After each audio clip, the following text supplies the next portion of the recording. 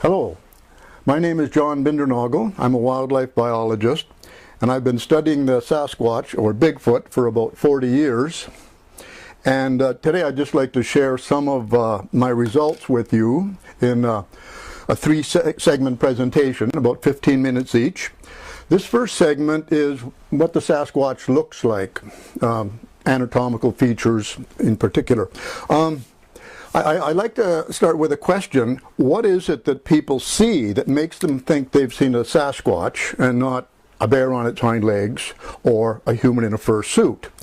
Well, what they see, and sometimes describe for us and sometimes draw for us, is a huge, hair-covered, upright, human-shaped mammal. And this, of course, is very problematic because it is so human-like in its general appearance. But we should be aware that there are some anatomical details which are distinctly unhuman-like. And we can see from this drawing from Oregon from the 1970s, we do see the broad shoulders, but note also the long arms and that short, thick neck, and in this case, a tendency towards a somewhat pointed head. Now, this raises a problem right at the outset. If you're like me, if you'd seen that, you'd come home, you would go through Field Guide to the Mammals, looking for a mammal that looks like this. And the closest image we'll find is a bear on its hind legs, which could be depicted this way, both the front and side view. And of course, a bear on its hind legs has tapered shoulders, not these broad hominoid ape-like or human-like shoulders. And of course, from the side, the bear has a very prominent snout. Now, what's missing from our field guides still today is this image here of a Sasquatch, front view, side view, and which really needs to be put on a facing page with an upright bear so that we can see that, aha, yes, the Sasquatch has a flat face, not the prominent snout of the bear. The Sasquatch has broad shoulders, which, although it makes it appear much more human-like, certainly makes it much less bear-like. Now let's look at a few more eyewitness drawings because I feel they're quite instructive. Here's one from New Mexico, 2002, relatively recent. Sasquatch walking bipedally, and this of course it's both a characteristic of the Sasquatch and a problem in that it walks bipedally, somewhat like a human, a different gait, but walks bipedally. This one shows the long arms, short, thick neck, and quite a pointed head. Another one from Mineral Lake in Washington, 1991, shows I think we're pretty much looking at adult males here in these first images. Very broad shoulders, short, thick neck, a very pointed head in this one. And then we'll move on to actually two more adult males. This one I quite like. It's from the Ottawa Valley of Ontario. Short, thick neck. He's made a slight attempt to show facial features here. And he described the nostrils as simply outward-facing nostrils, two black holes in the face, basically. Here's a very muscular-appearing Sasquatch, according to the eyewitness drawing, from Ohio, 1980, which is kind of interesting because we do have these reports of beyond human strength and speed, and this muscularity probably ties in with that. Now, not so much now, but a few years ago, if one mentioned Sasquatch, say from Ontario, Canada, or from Ohio, eyebrows would be raised even more than usual because the Sasquatch used to be considered a mammal, if it existed, of the Pacific Northwest, the western states of the US and Canada. So let's look at this map, which shows the distribution of reports, although it's getting a bit old now. 2002 is when I made that map. But as we can see, the states and provinces with the most sightings are indeed in Western North America. British Columbia, Washington, Oregon, California, especially Northern California. And then the provinces and states just interior to these, and that would be Alberta, Idaho, and Montana. But there is this area of numerous reports, Ohio, Pennsylvania, even Maryland in the American Midwest and East. And if we accept the swamp monkey or skunk ape of Florida as a Sasquatch, then we have to add Florida as well.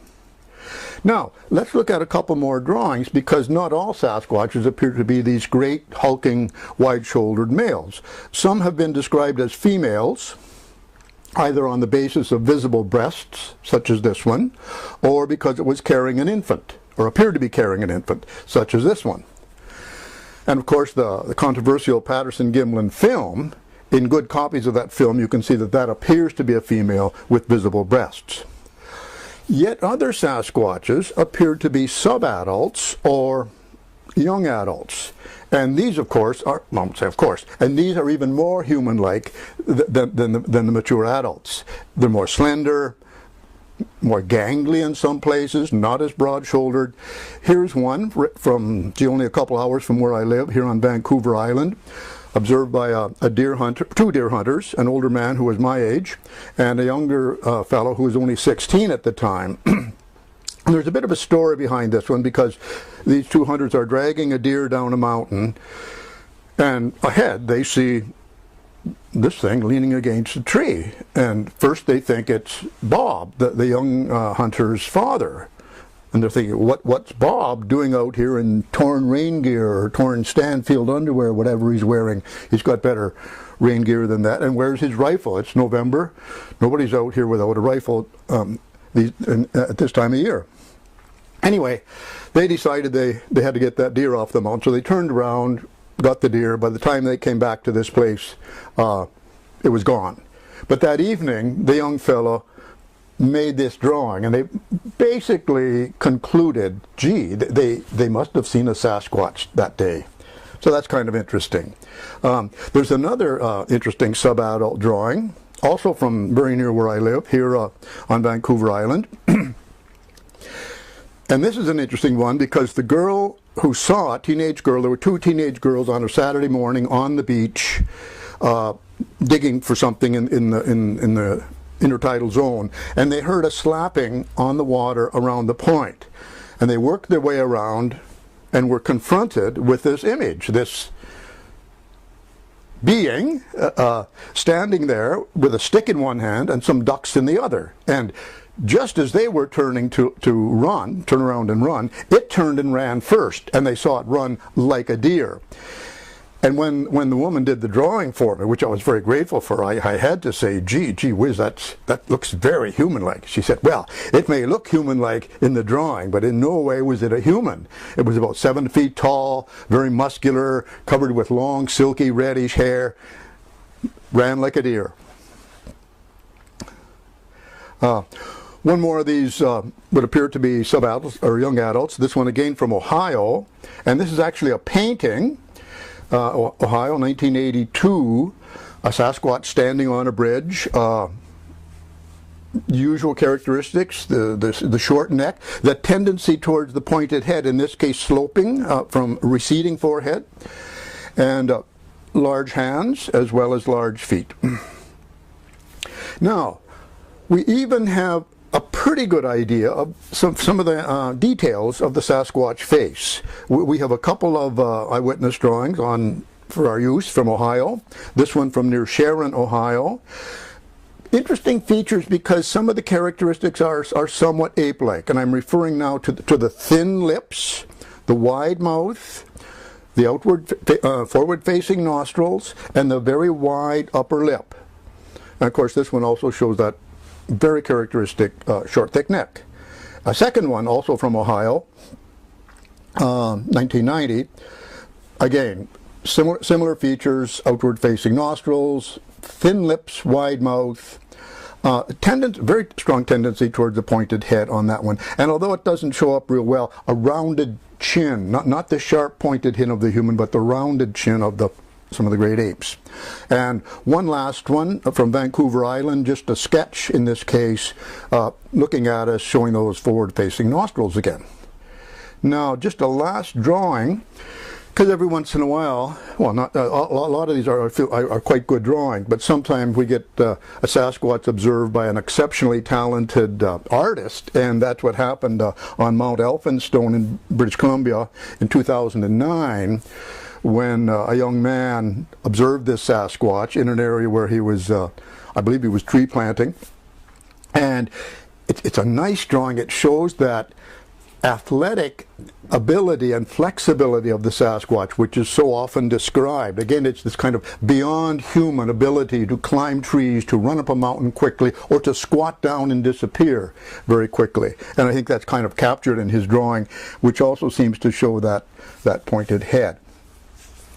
So I'm going to break off there. That's just kind of a review of what we think the Sasquatch looks like, based on what people have told us and showed us, and then I'm going to move on into another form of evidence, and that of course is the tracks. Thank you.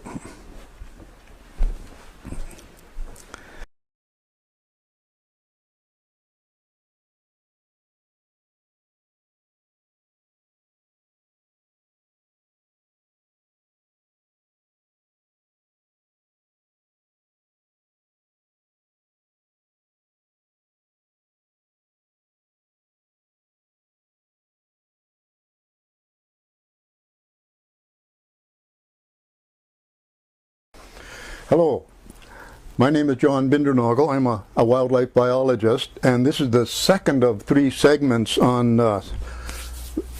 some of the results of my Sasquatch research over the last 40 years. The first one was about the anatomical description of the Sasquatch itself. In the second one, I'm very keen to talk about Sasquatch tracks, because as a biologist, when we see bear tracks in the sand, we're ready to tick off bear as being present in the area. Unfortunately, we haven't reached the stage yet when we see a Sasquatch track in the sand or mud. Most of my biologist and scientific colleagues are unwilling to tick off Sasquatch in their field notes or whatever. So I want to talk about that problem. Now there are some problems with tracks, and that's why we make these casts. Tracks can be quite difficult to photograph. This one actually turned out quite well. The human foot in there for scale is quite helpful. This one is quite good because the toes are kind of curled and pointed downwards, and there's the kind of nice round tip showing there in the mud. And here's almost the best situation, something loaned to me by Jeff Meldrum, a very nice track which was subsequently cast, and that's good because we have both the photograph of the track and the track cast. This is actually interesting to start talking about because it shows a characteristic of some Sasquatch tracks, which, as far as I know, do not occur in human beings, and that is the relatively straight line across the leading edge of the toes. It's been described often, drawn for us, almost never photographed, but here we see a pretty good depiction of it in a photograph and a cast.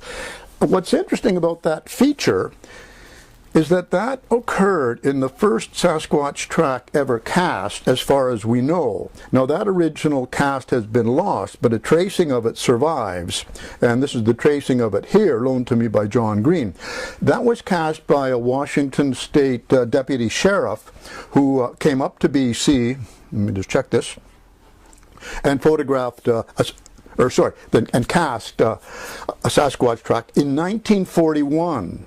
So this is pretty interesting. This is our oldest track cast or track cast casing. Now another feature of the Sasquatch foot, and this is something that Jeff Meldrum has talked about a lot in his research, is the thing about the mid-tarsal break, and it's shown here when you get some full-footed Sasquatch tracks and others which are referred to as half tracks. And the half tracks are different from a human on its toes, because a human on its toes, it would only be about the front quarter or third of our foot, which would go into the soil, where the Sasquatch, with the foot sort of breaking or flexing near the midfoot, the half track is pretty close to half the full-size track. So that's an interesting feature about the Sasquatch foot, that different flexing, different point of flexing. One quite consistent feature of Sasquatch tracks is that they tend to be broad compared to their length. Wide compared to their length, broader than the human foot or human tracks.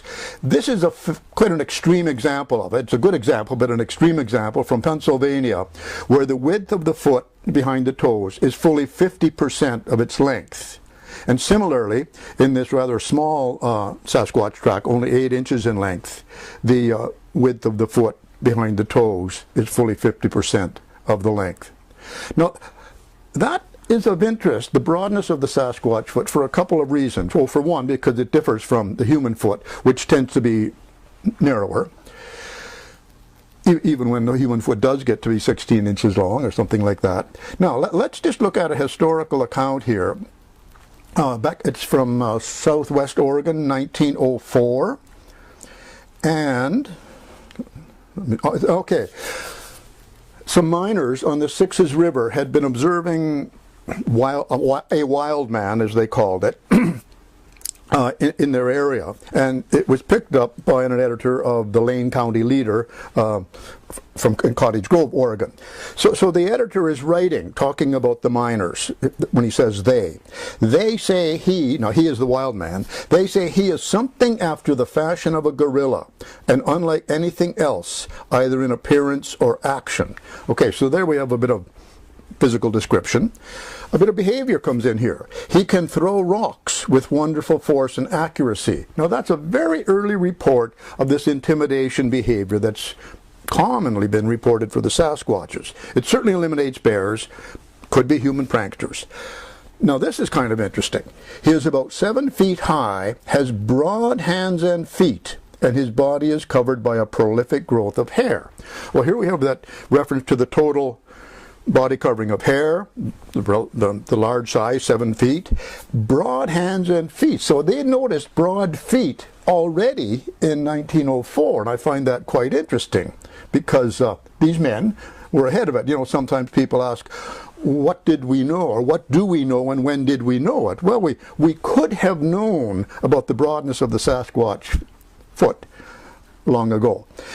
There's a couple other interesting aspects of the Sasquatch foot as recorded in track casts. For example, here's a pair of tracks from the Skeena River in northern British Columbia. Small round toes, which are at variance with other tracks, such as here's one that my wife and I cast, the one on the left, and 2 other tracks that are deer hunter cast just north of here on Vancouver Island. Long-toed tracks. And for years people were puzzling about the short-toed Sasquatch and the long-toed Sasquatch. Well, if there was such a thing. And then came the track cast, 1982, came to our attention from Grays Harbor County, Washington, a wonderful cast in which the toes are held in a very tightly curled position, showing us that, yes, the toes are long, but sometimes they're held like this so that only the toe tips register in the soil, giving the appearance of short-toed tracks. Now, anyone interested in tracks and tracking knows that we can't just rely on individual tracks, but that the pattern of the tracks, the trackway, or which the technical term is trail in a very specific sense of the word trail, a trail of tracks shows us a great deal about the animal.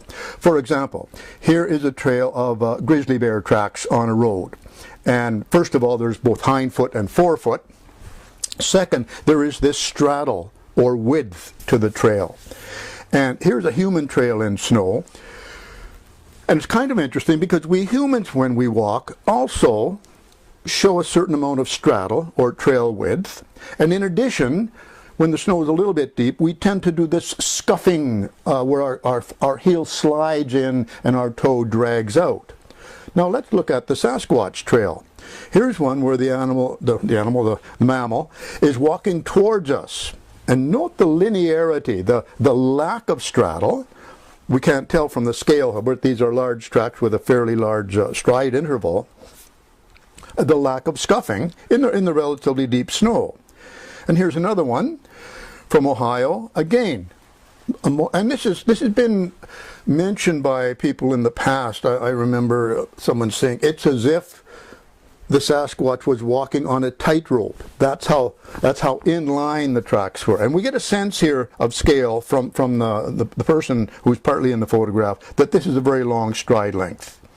And one more here, this one from Arizona. Again, only 3 tracks, but quite well lined up.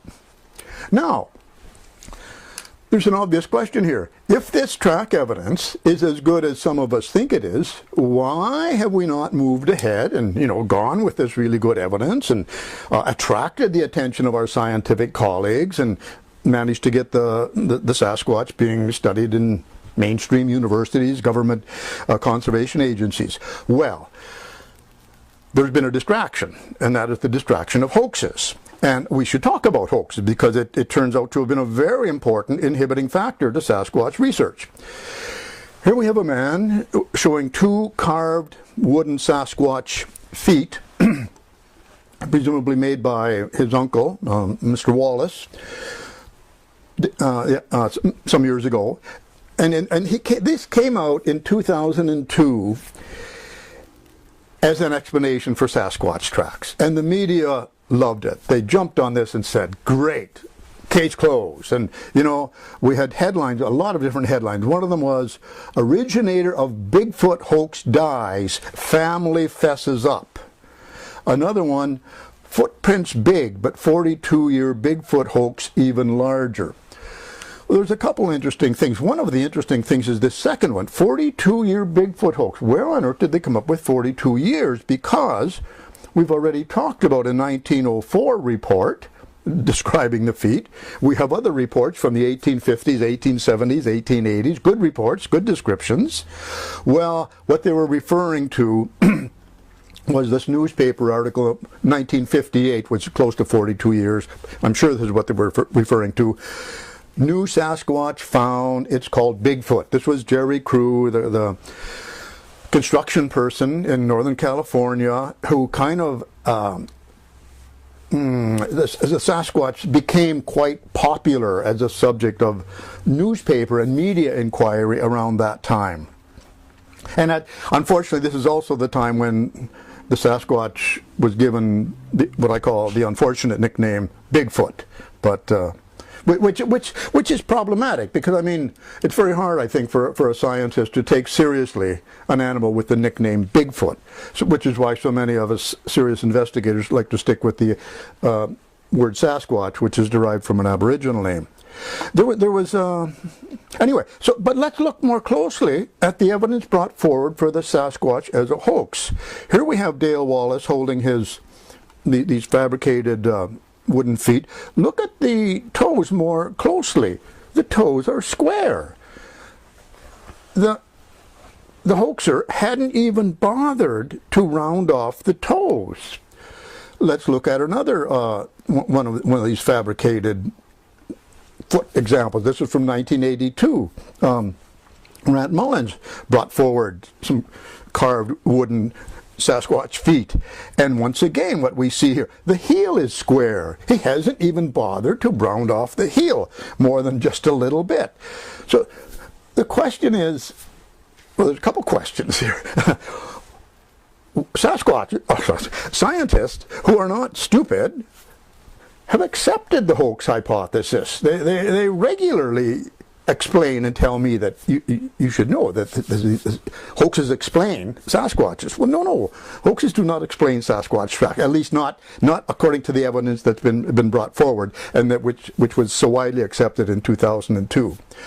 Now, 2 quotes here, if I may, before closing. One being, one of the first, this is interesting, this is from historian Carl Becker. One of the first duties of man is not to be duped, to be aware of his world. Well, I say this because it raises the question, who is being duped by these claims of these carved wooden feet explaining all the Sasquatch tracks that have been seen before and since and have been cast as evidence? So I think that's kind of interesting because it looks at things a little different way. And speaking of evidence, a very good quote from philosopher of science Michael Polanyi on the subject of facts and evidence. And he was talking about 2 different scientific discoveries that were being treated as controversial. And he said, but looking at these disputes more closely, it appears that the 2 sides do not accept the same facts as facts, and still less the same evidence as evidence. So there we are. This happens, with mainstream scientists involved in laboratory research, and it certainly has happened with Sasquatch research to the point of the Sasquatch having been treated as scientifically taboo, a scientifically taboo subject, which has been very, well, not only distressing, but it's been very inhibiting as far as trying to move ahead. So I just want to leave some of those thoughts on tracks for now, and we'll go on to one more segment. Thank you.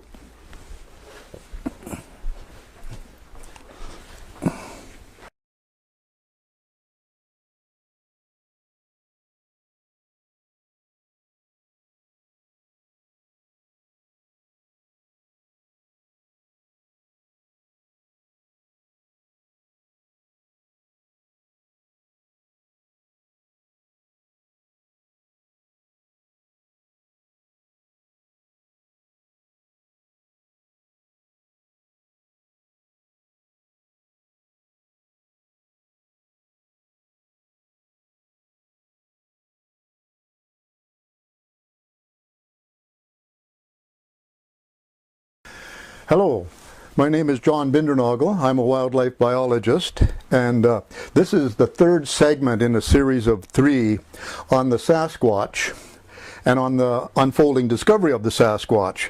And I alluded at the end of the last section about some of the things that have inhibited serious Sasquatch research, and I want to expand on that because I think it's quite important. And to me, the question for some time now has not been, does the Sasquatch exist or not? We know the Sasquatch does exist.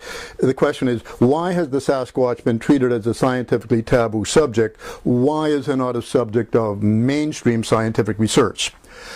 Let's start with one of my scientific heroes, E.O. Wilson of Harvard, who in his book Consilience wrote a very interesting paragraph about evidence and discovery.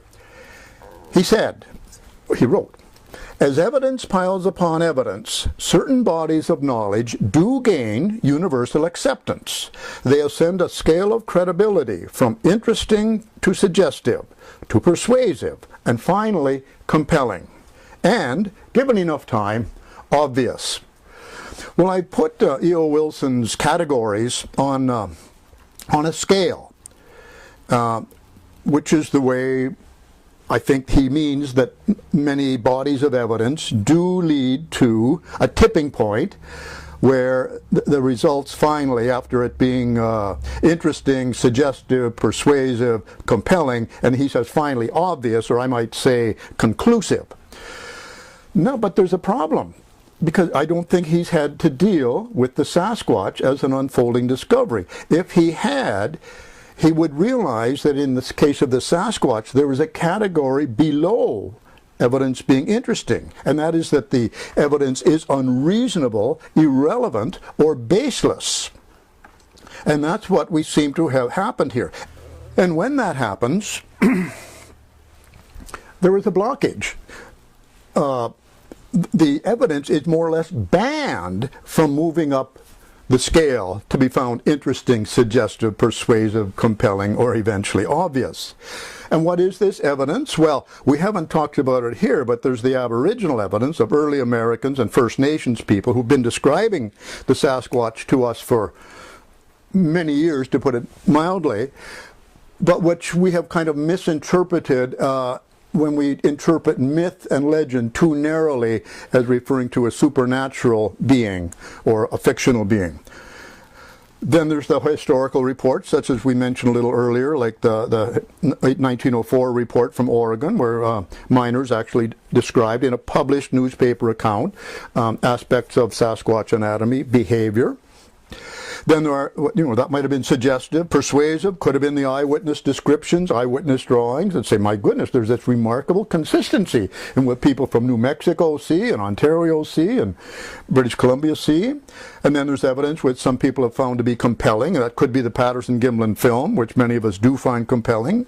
And then finally, for some of us who are involved with tracks, I would suggest what we find, I won't say obvious, but conclusive, are the tracks, which reveals the Sasquatch as a track-leaving mammal.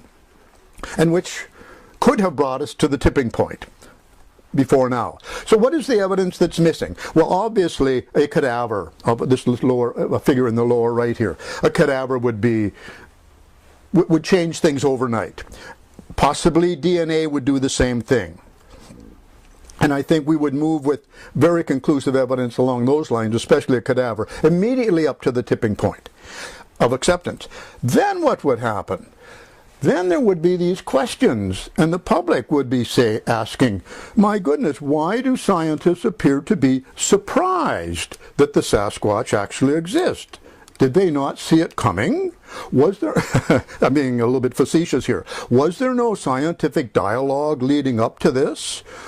Well, we have tried to engage our scientific colleagues in some dialogue leading up to us, trying to bring some of this other evidence to their attention for their sake, because sooner or later we're going to have to deal with it. I think we're now going to, at some point, we're going to find ourselves having to go back and saying, oh my goodness, as long ago as 1904, the broadness of the Sasquatch foot was described. Oh my goodness, some of these eyewitness drawings are really quite good. They're very close to the actual cadaver, the actual type specimen we may have at some point, you know. That film, people always said it looked like a real animal, a real creature, not a human in a fursuit, but a real animal in its own skin, not in a costume. Anyway, so that's kind of an interesting philosophical take on it. Now, some of my colleagues say they're skeptical, and that's fine. And others, more and more, are saying that they're agnostic. And I think the difference is kind of significant. A skeptic, according to the dictionary, denies or questions the validity of a stance or position and is doubtful regarding its validity. Okay, that's skepticism. An agnostic is unwilling to commit to an opinion about a subject. And this is kind of interesting because these are the people who say, I don't know. I don't have enough information. I haven't really studied it, so I'm not in a position to say yes or no. Now, astronomer Carl Sagan, towards the end of his career, became a science commentator, almost a philosopher of science, and he was very strong about skepticism. He said, you know, we must be skeptical. But he cautions us about if we're being too skeptical by saying, but if you're only skeptical, then no idea makes it through to you. Every now and then, a new idea turns out to be on the mark, valid and wonderful. If you're only skeptical, you're going to miss the transforming discoveries in science, and this is strong, and you will be obstructing understanding and progress. That's pretty strong language. And it comes from a man who really boosts skepticism. So I found that pretty interesting coming from Carl Sagan. Now, when I do these presentations, which I've been doing for about 20 years now, and sometimes to scientific colleagues, more often to scientifically minded people, I'm always trying to figure out where these folks are. What have they heard about the Sasquatch, and what do they think of it? And I always think that roughly half a room full of people is skeptical, and the other half, more and more, is agnostic.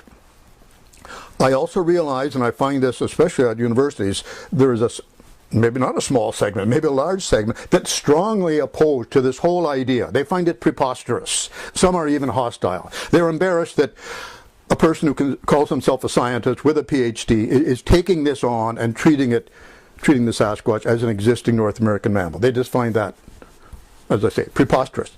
Then, again, this is a kind of evolving situation. Some people say, "Gee," and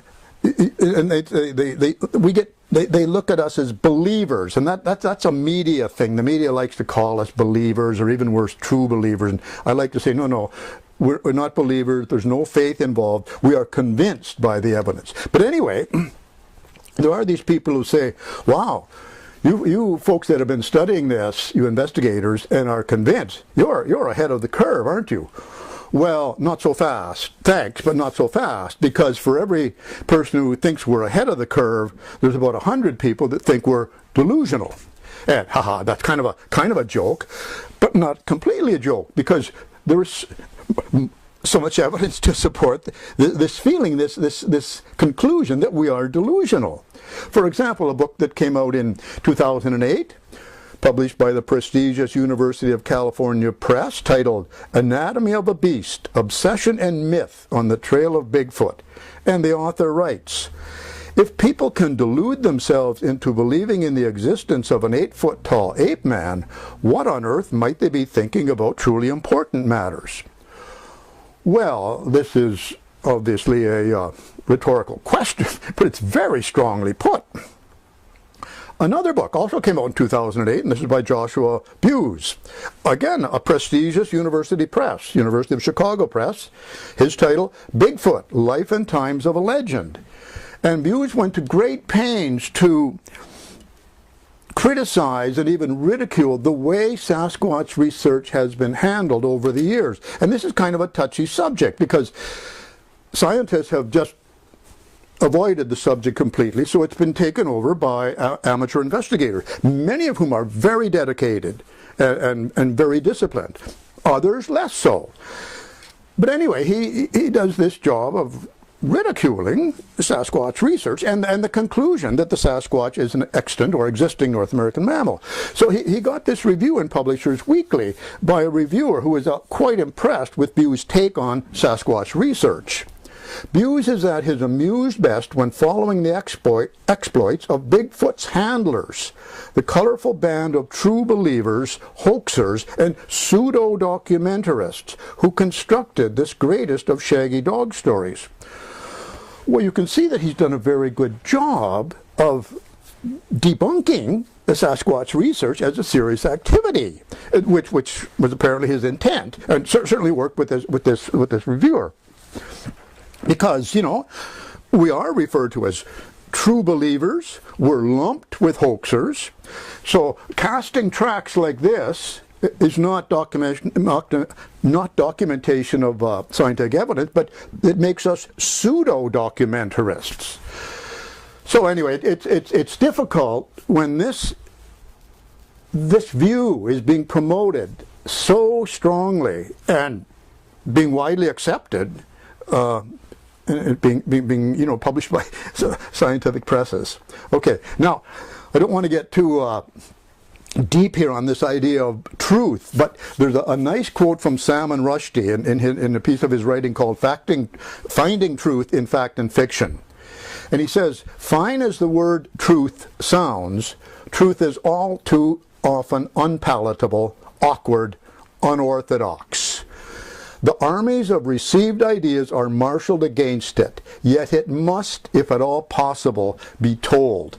Well, here you have it. You see, a few scientists, like myself and a handful of others that have come before me and work alongside now, we are trying to tell this to bring our scientific colleagues online, to solicit their help, because some of them are quite well funded and certainly more knowledgeable than some of the rest of us are. So one works at this, and of course one is trying to vindicate those amateur investigators and those eyewitnesses who've been willing to come forward saying, this is what I saw, I made a drawing, here's the track I found, I have photographs, and here's a cast, and they're actually against a lot of social ridicule coming forward. So yes, that's the end of that presentation, and I hope some of that is helpful, because I think it's quite important. Thank you.